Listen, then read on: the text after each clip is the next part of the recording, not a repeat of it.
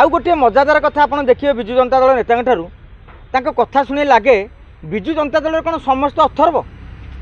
गत निर्वाचन में प्रदीप पाणिग्राही प्रशांत जगदेव अथर्व किसी आम प्रभाव पड़ोनी देखला सी तुम विजेडी के हर कि बीजेपी जितेले बर्तमान प्रफुल्ल मल्लिक किसी ना प्रभाव पड़ोनी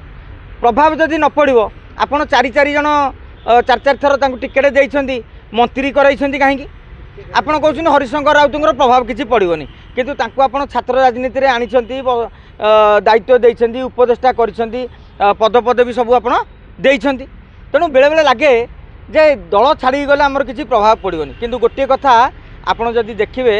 भास्कर राव क्षेत्र में से भाया कहला किंतु प्रदीप माझी कथा जो शुणे आप